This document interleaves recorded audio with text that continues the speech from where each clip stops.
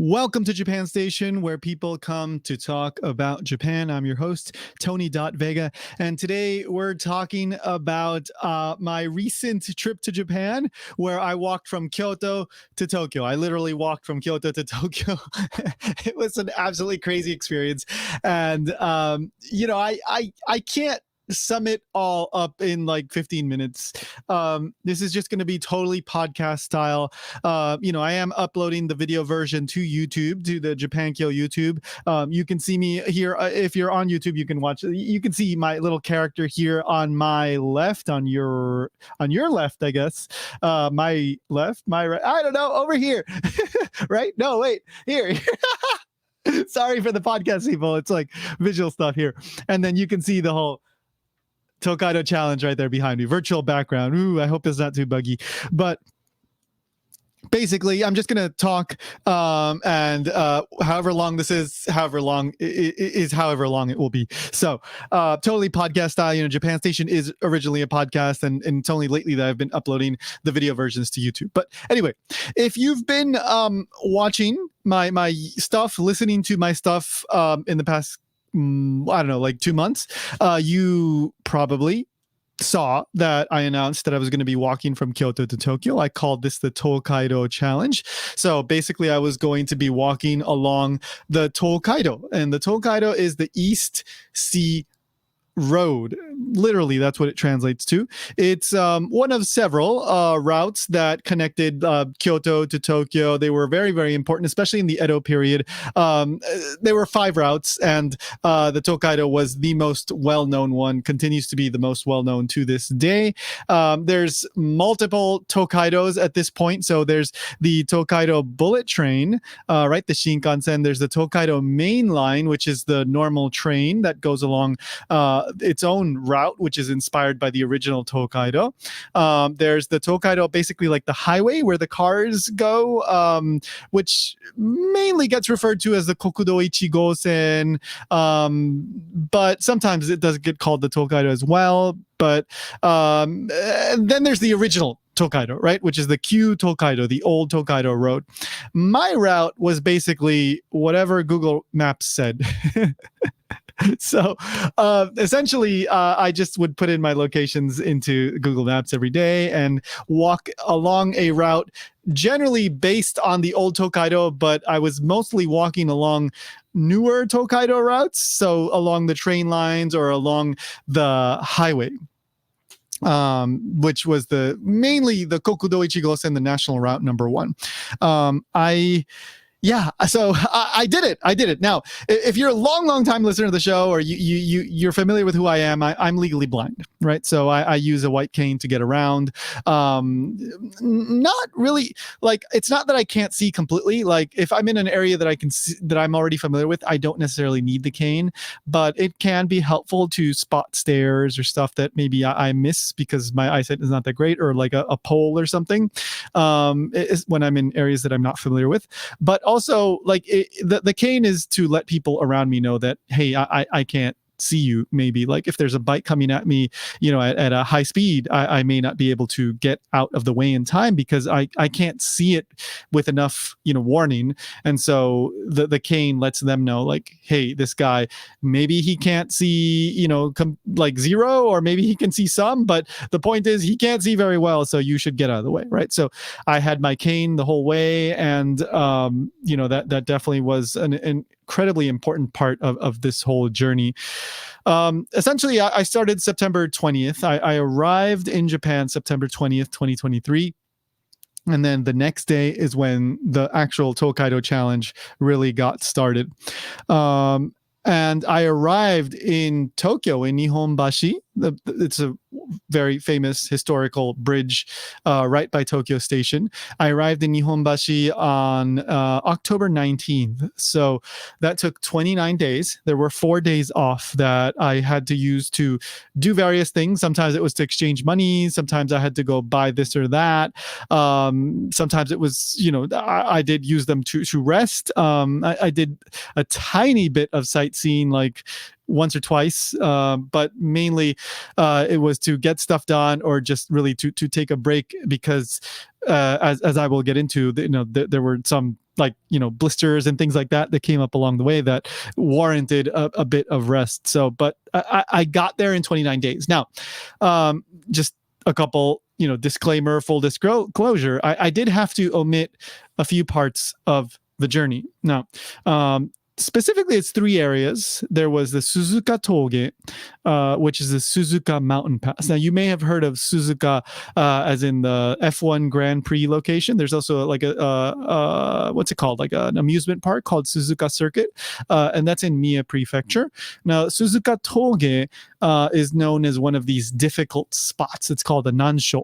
And so there are these difficult areas historically, right? People had to go through these mountain passes and they were quite dangerous. Nowadays, there are roads, right? Car roads and things like that you can get around that. But sometimes these roads are really meant for cars. There's not really sidewalks or anything. There can be tunnels that are not really for people to walk through.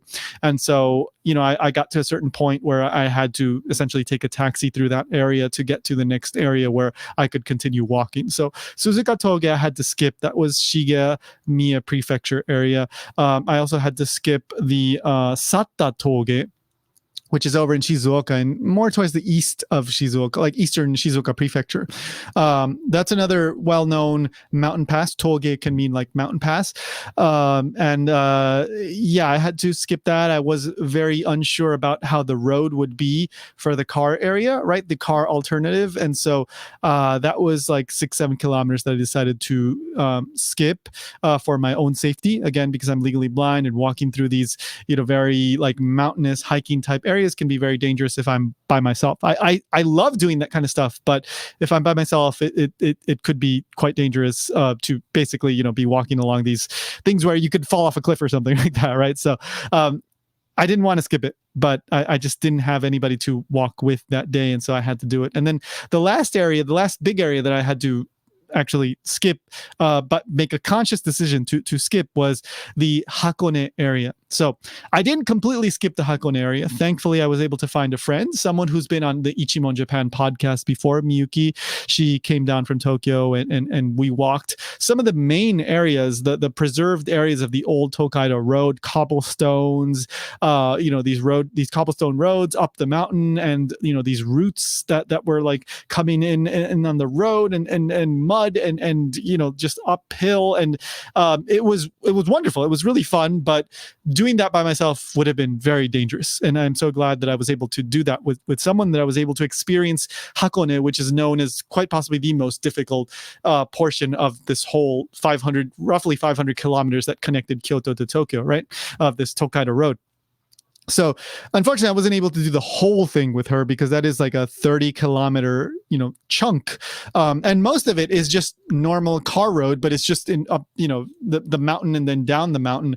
And so just because of practicality, right? And she couldn't be there for like 2 days, whatever. So, we decided to just focus on the main areas, like the historical checkpoint, where this is where people going along the Tokaido road would come and they had to have officials check their papers and make sure that they had the proper permissions to cross through this area. Because again, this goes back to historically, you could trace the history of the Tokaido even further back, but the Tokaido as it's known today, the Kyū Tōkaidō, the old Tokaido, as it's known today, traces its history back to the primarily the Edo period, right? And that's when the Tokugawa shogunate was in power and they were controlling, travel through the provinces.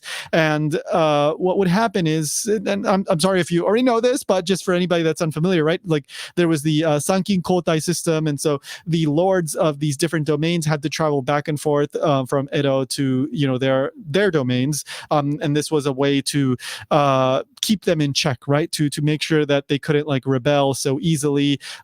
Basically, the Tokugawa had their family, stuck in Edo, so just in case if they ever tried to rebel, they had a chokehold on their family. They could use that as leverage, and travel was pretty controlled, and you had to have certain papers, basically roughly the equivalent of some kind of passport travel papers, and people, the officials along these checkpoints would make sure that you could go through these areas, that you had the proper permissions.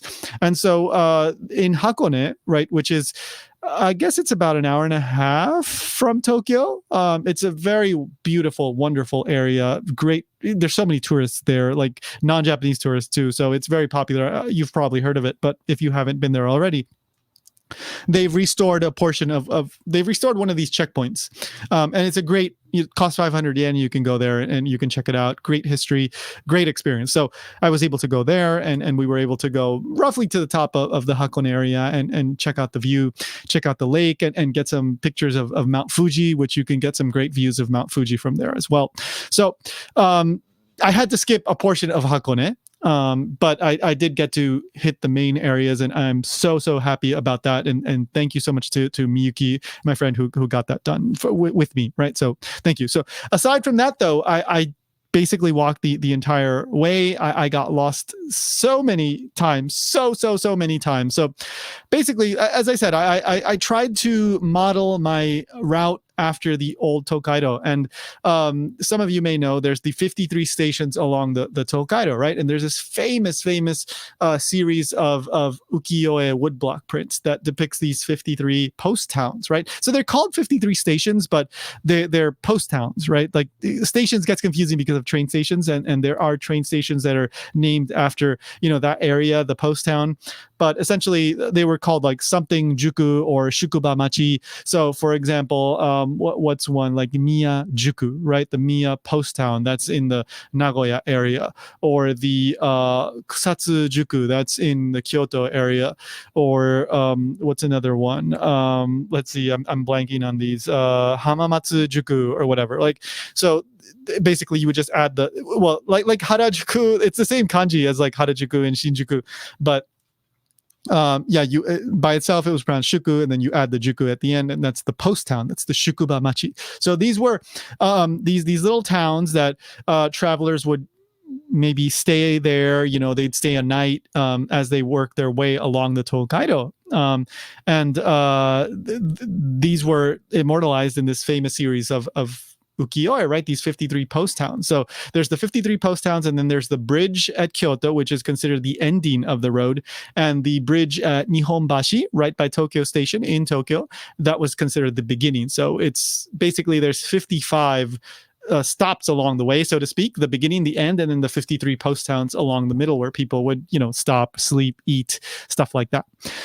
So I modeled my route roughly along these post towns, right? So I would look up a post town and then find this train station in the area, and then that would be my goal for the day, or like a nearby train station. Most days I would walk around 20 kilometers. There were some days where I walked a bit less, some days where I walked more. Like one day I probably walked around 30 kilometers, and that was, I think, the most that I ever did, and it was a very tiring day.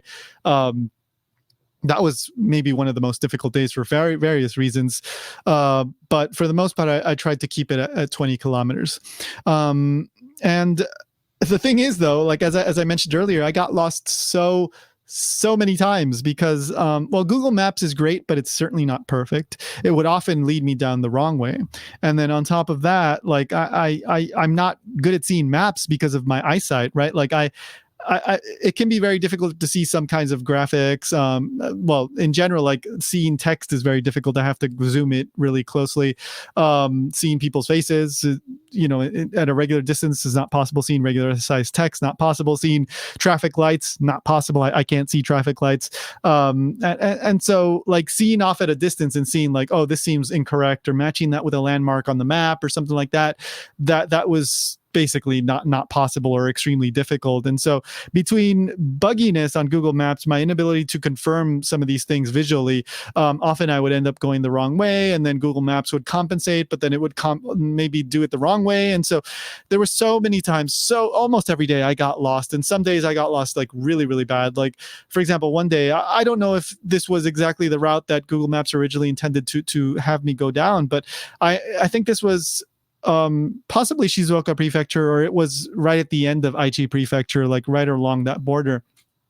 I was in a very rural area, and I was walking along a road, and then Google Maps kept telling me to go to the right. So I went to the right, but basically I was in the middle of a rice field. It was just one road, and it was like, well, I think it was rice field. It was basically like an open farm, right? There's just one road there, and I was walking along the road, and I got to the end of the road, and Google Maps kept telling me to go left, but that was roped off, and so I didn't want to like climb over the rope because I don't know, maybe that was private property.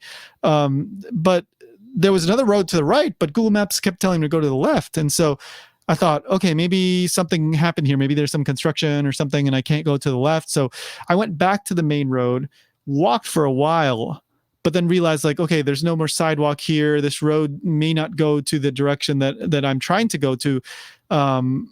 Maybe I should go back because Google Maps keeps telling me to go back. So I go back, and this is, I don't know, maybe I'm walking like a couple kilometers here or something, but I go back and I go back to like this road that's surrounded by a field, right? By this farm. And earlier I had heard somebody out in the field working on something. Maybe it was a tractor or something. I don't know, some kind of machinery. And so I go back to that area and I still hear something and it seems like somebody's out there. So I just, here I am, right? With this, I'm wearing this, basically this sun hoodie, right? To protect me. It's got like SPF protection. I'm wearing these like UV glasses. I have my white cane. And I'm a foreigner, right? Like I stick out. I'm in this middle of nowhere, like rural area, and I have my cane and I'm this foreigner all of a sudden with this big backpack. And so I'm going like, excuse me, excuse me, like in Japanese. And I'm calling out to this guy and this guy, thankfully he comes out and we're trying to communicate, like yelling at each other, but it's kind of difficult. Can't really hear him clearly. And he probably can't hear me clearly. So he comes out, he comes up to the road, from, away from the field, explains to me like, oh, you have to go this way, this way, this way. So I go that way. I kind of start going the wrong way. Then he comes back and then he explains, basically I had to go right and then left. And it was down this like slope road that had no sidewalk. It was not a great area to walk in, especially for me, right? Because I can't see very well. But Google Maps had been just simply telling me to go left when I actually had to go, down to the end, right, for a little while and then left and then go down that road for another while. So stuff like that, just I had to walk so much more than a sighted person probably would have. And it's not a complaint, it's just a reality, right? So even though I had to skip some areas, I don't know, I probably ended up walking the 500 kilometers or 300 miles roughly, more or less, or something very close to it. There's so many things like that. Also, like the very first day, here's another story. The very first day I've been able to make many friends through, I don't want to get into this too much because that's a whole other story, but I've been doing some digital art and NFT stuff, in Japan. And I'm kind of well known in that space. So I've been able to make a lot of really good connections, good friends, and just really, really meet some great people. And many of them came out to walk with me and greet me and have dinner with me throughout this trip. One group of people came out and we walked all the way from the start, the Kyoto Sanjo Ohashi, this bridge in Sanjo, right? This area of Kyoto. And so we walked all the way to route number 1, which is like this big central highway, right? That runs through Japan. And so from there, I went on my way and they went on their way. And after just a few kilometers, I got to this tunnel, right? I got to this, this tunnel, which normally I wouldn't walk into a tunnel. I would definitely not be walking along this like crazy highway road that I was walking along first day, right? But that's what Google Maps is saying. So, okay, I guess I got to do it. So I walked through the tunnel and there's no sidewalk. And, but I walked through it, right? It was a scary experience. It wasn't like a huge tunnel, but nevertheless, it was, it had a decent length, I guess, especially when you're like, oh my God, should I be doing this? It feels a lot longer. I did shoot a lot of this on video. The tunnel, for example, I did shoot a video of this. So I hope to edit this together in some way, even if it's super simple, just put all the clips together. But anyway, that should be coming. The point is I walked through this tunnel and a few minutes later, like these 2 police policemen, I guess, show up and they're like, hey, you walked through the tunnel. And this is all in Japanese, right? And so I'm like, oh yes, I'm sorry, I walked through the tunnel. Was I not supposed to walk through the tunnel? Like was that like not like allowed? And so apparently pedestrians are not allowed to walk through that tunnel. So So they were like, yeah, pedestrians are not supposed to walk through that tunnel. And I'm so sorry. What's your name? And so I just gave my passport. I didn't care, like I didn't do anything intentionally wrong. But they wanted my name. So I gave them my name, and my age and all that. They radioed it in. And so apparently like across Japan, I guess, they found out there was this blind guy walking through the tunnels in Kyoto. So watch out, everybody. And then they're like, what's that thing you have there? Like they were pointing to my cane, and I'm like, oh yeah, sorry, I can't see very well. So it's like, oh, okay, just be careful, okay? Like, yeah, I'll be careful. So they were nice in the end, but yeah, stuff like that, right? There were so many other tunnels that I had to walk through, and one that apparently had a sidewalk. I didn't even realize it had a sidewalk, and I ended up walking along the road, and these cars were were like driving around me, because I was literally walking on the road. I was trying to stay off it as much as possible, but I couldn't see it. I didn't notice the sidewalk, and they were just walking, just turning around me. So just, yeah, and gutters, like these open gutters. Japan is kind of infamous like for this, like these rural areas have these open gutters. I had to be careful about that. Thankfully, I didn't fall into that. I did actually fall in Shizuoka at one point, in Mishima, which is close to the Hakone, close to the Kanagawa area. This is right at the east of Shizuoka Prefecture. I completely just fell forward. There was like a divider, tiny wall, like maybe like 8 inches tall. I was walking at a good pace. My cane hit it, but I thought it was one of these little dividers that you can just step over. And so I didn't pause. I stopped, but then the other side was it was a big drop. Unfortunately, right, and it was maybe double the usual height, and I just went forward because I was going at a good pace, and like I'm still healing from that. Like I'm not completely healed up. My pinky got scraped up. My thumb still hurts. My palm from hitting the ground, I think it's pretty much healed up. My knee areas, like they're still banged up. I've still got like cuts there that are healing up. So, and this was like 10 days ago, maybe. So that was easily the worst fall I've ever taken as an adult. And it really was a wake up call. Like, you got to be careful. Like, I know you've already made it, like almost all of the way. You're almost at Kanagawa, which is huge, right? You're almost at Hakone. Like, I've made it 3/4 of the way. Like, this is me talking to myself, right? But you got to be careful, right? Like there's still a lot to go. There's still like, I don't know, 150 kilometers to go or something. You got to be careful. You got to just be more, pay more attention, and not let that happen again, because it could be worse next time. It could have been very bad. It could have been very, very bad.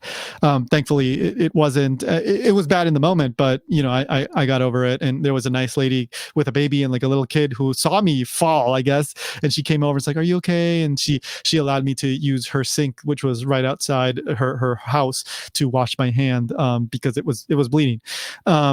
So thankfully, that was the worst injury. It didn't get worse than that.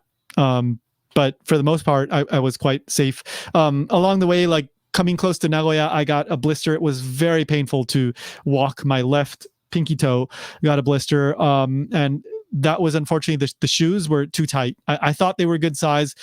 They ended up being too tight. And thankfully, somebody that I met, in Japan through all of the Japanese language content and stuff that I produce, very nice guy, somebody that I consider a friend. He lived in Hamamatsu, and so by the time I got to Hamamatsu, like he took me out when I got there. He took me out to a local Ion, like a local mall. I was able to get just exactly the shoes that I was looking for. Basically like these open shoes. They're Teva. If you've ever heard of Teva, this is not like a sponsored thing, obviously, but they're like these open, covered but open shoes. Really durable, great for walking, and just in case it started raining or whatever, like the water would just go through them. Very spacious, good size. I was able to wear those for the rest of the trip, which was more than half at that point. So that worked out wonderfully, and it was because of the help of somebody that I met, along the way through my journey through my Japanese language content that I produce on my personal X, Twitter, whatever, on my other YouTube channels. You can find it all on at the Vega Tony at the moment. That's what my handle is on my personal account. But people that I met, previously in the digital world, right, where they're helping me out, and I were an immense help. But also there were just so many people along the way that were just an incredible help, and customer service in Japan. I can't stress this enough. Customer service was just so incredible. This is nothing new, right? People generally speak very positively of Japanese customer service because it's true. It's quite good. But so many places went above and beyond. Like, for example, my second night in Japan, I stayed in Kyoto Miyako Hotel. It's a nice hotel. And when I checked out, the guy at the front desk went to the guy at the door, that basically the doorman. It was a guy, and said, "Hey, can you walk him to the train station?" It was not that far away, but it was a little confusing. And he walked me all the way there. It was less than 10 minutes away, and they didn't have to do that, but they did. Another time, like both at Kentucky Fried Chicken, KFC, McDonald's, I had breakfast there one time. The seating area was on the second floor for both. And when it's a new place for me, like I could have figured it out, but it's a new place. Like, first time I've ever been there, I didn't know that, right? I would have had to search for it. But when I ordered my thing, and they walked me up. They walked me up the whole way. They put the tray on the table and said, like, "Don't worry about the tray. Like, we'll come and get it for you later. Like, if you need anything else, just let us know."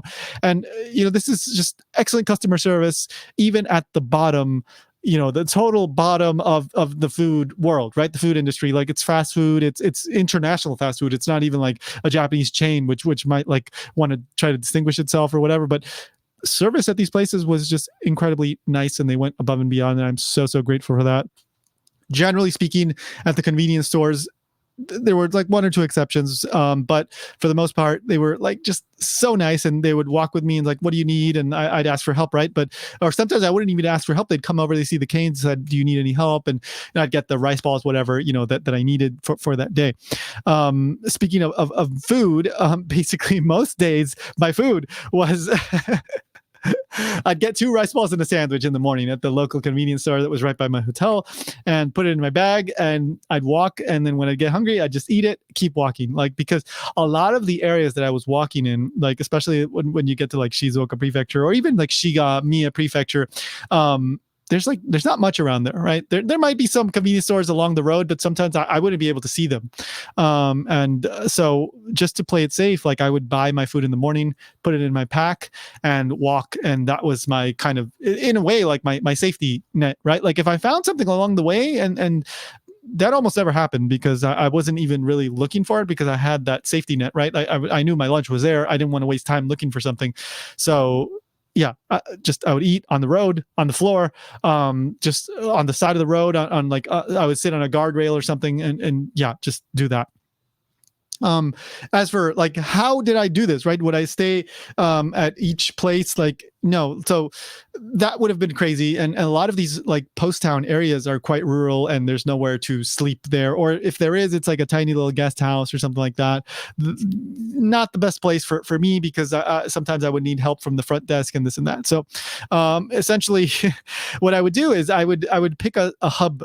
Right. So Nagoya, for example, I stayed like 5-6 nights in Nagoya, I think maybe like 6 nights. And so what I did was, once I got close to Nagoya, I checked into my hotel, and then every day I would go back to the last place where I left off. I would walk like maybe, roughly 20 kilometers, take the train at the end of the day, go back to Nagoya. Next day, leave Nagoya, go back to where I left off, walk, take the train back to Nagoya. And then when I started moving past Nagoya, I would do the same. In the morning, I'd walk from Nagoya, my hotel, to the next place. At the end of the day, take the train back, and keep doing that until I was far enough away where I would I would estimate ahead of time, like maybe 3 days later, I would move to the next hotel, Hamamatsu, then Shizuoka City.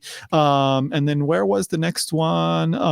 It was Hiratsuka in Kanagawa, and then Yokohama, and then Tokyo.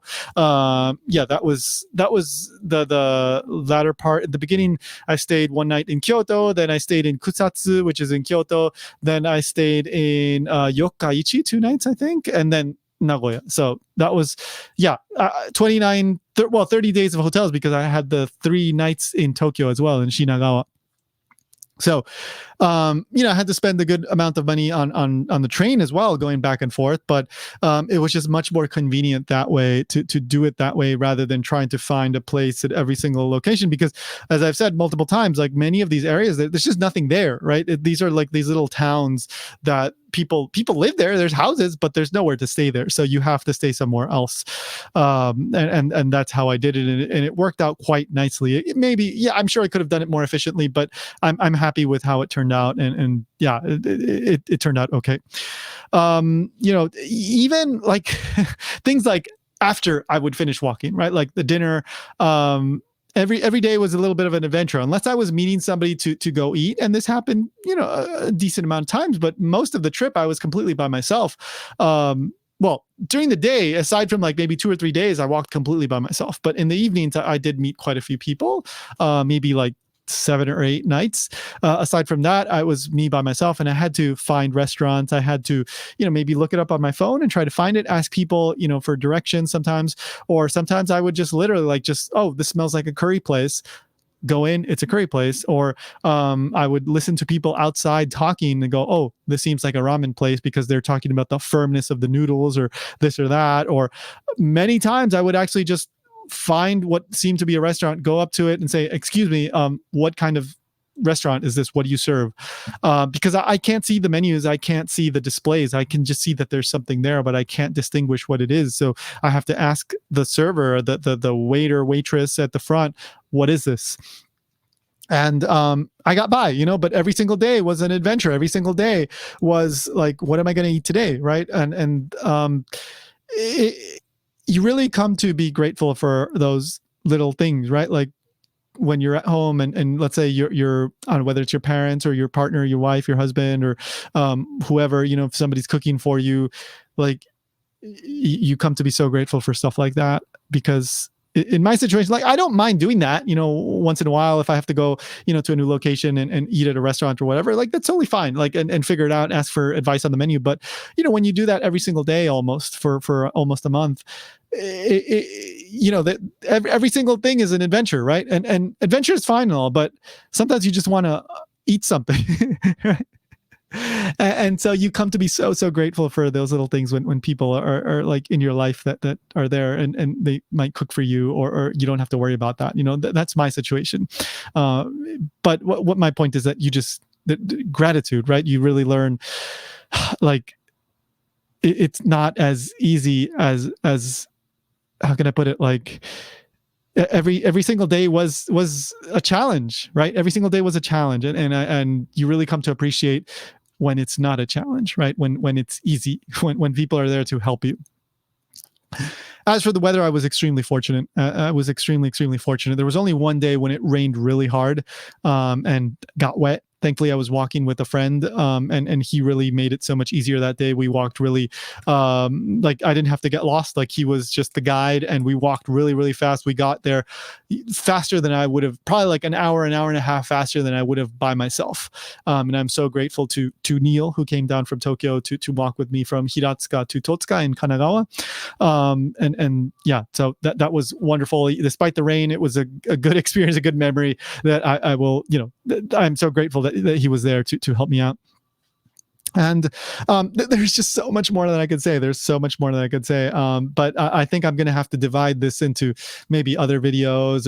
And as I said, like I did shoot a lot of videos that I want to show, because it's just not that interesting when I'm just talking about it in this way. And there's so much that I want to say, and I don't want this to go on and on and on and on. But the thing is that I just want to get it out, right? I just want to let you guys know this is what I did.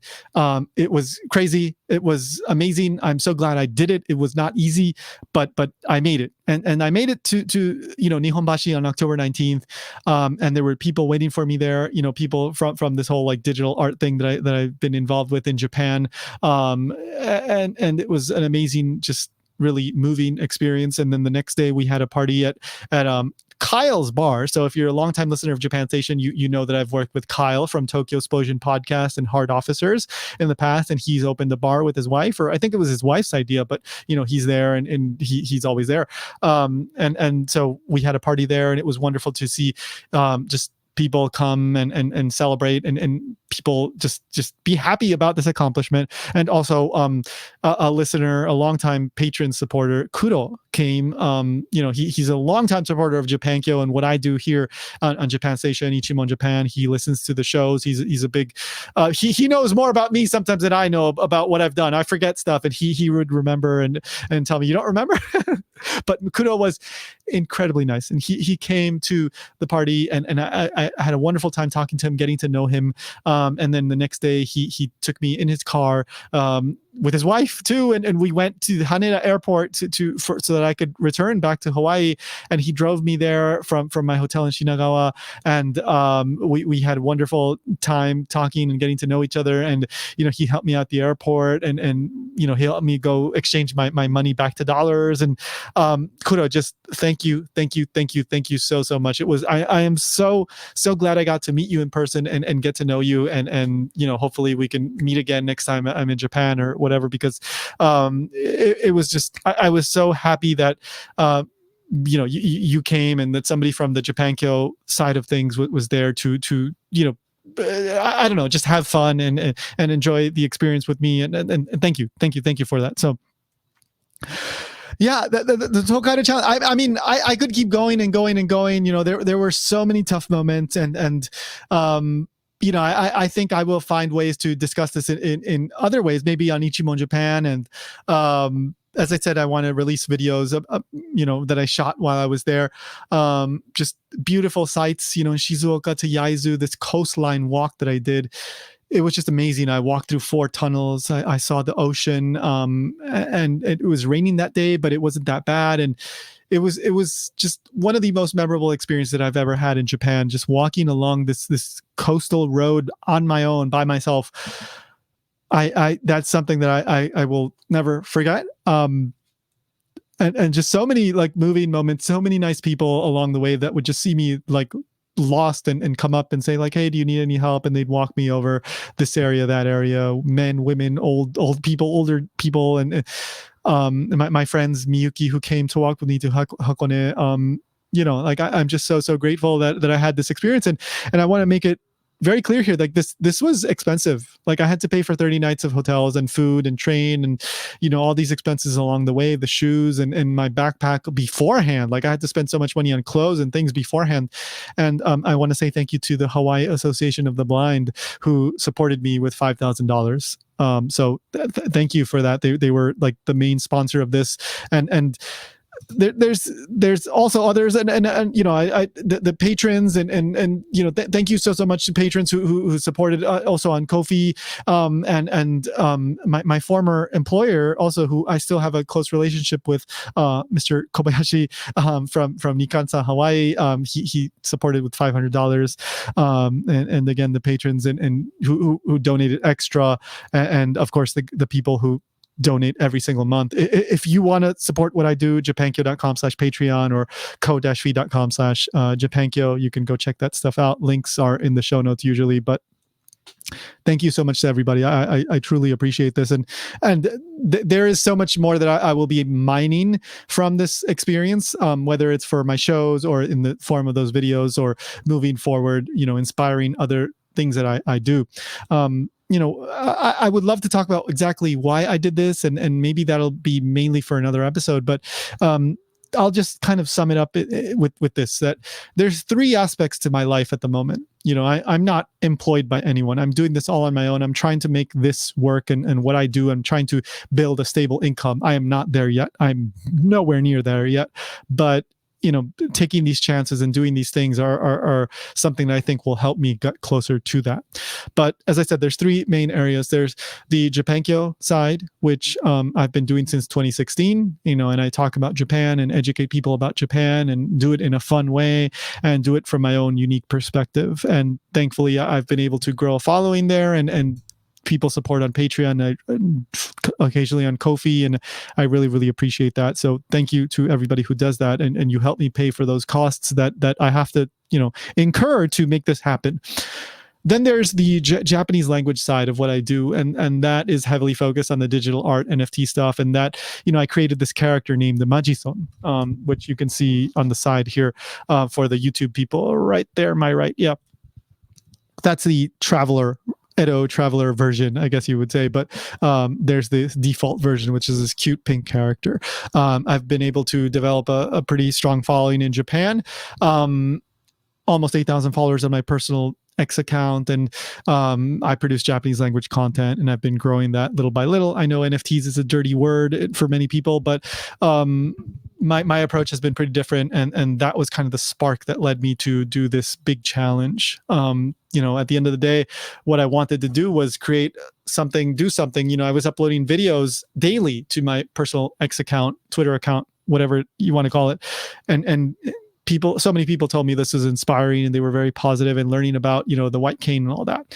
That brings me to the third area, which is I'm a member of the Hawaii Association of the Blind, and I'm involved with people, in these associations, right?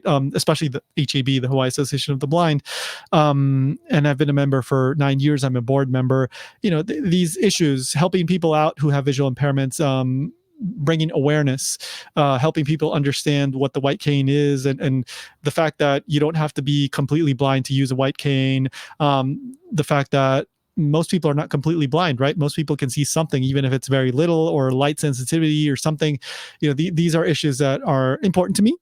And this Tokaido challenge that I did was this perfect way to reach all sides of what I do and what's important to me, right? The Japan side, because I'm doing something in Japan. I'm showing people Japan from a different perspective.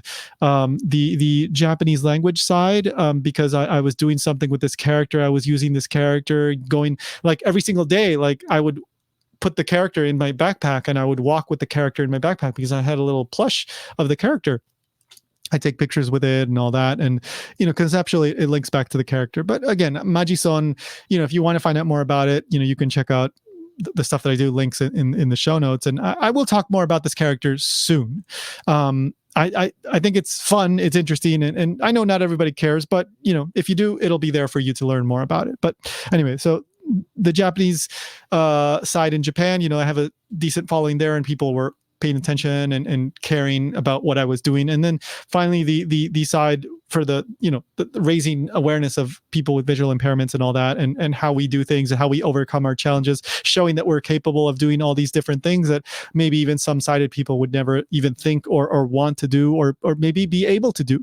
And so ultimately, like, for my philosophy is always like, if you have a good story, that's what's going to suck people in, right? And I love stories. That's why I do this show, Japan Station, right? Like, I love hearing people's stories. I love talking to people. I love learning from people. And telling a good story, this Tokaido challenge was I think a captivating story, and it was an organic way to get people to pay attention to all these things that I do, right? Including the fact that I am legally blind, I'm visually impaired, and I have to do things a different way, that I have to face certain challenges, I have to overcome these challenges.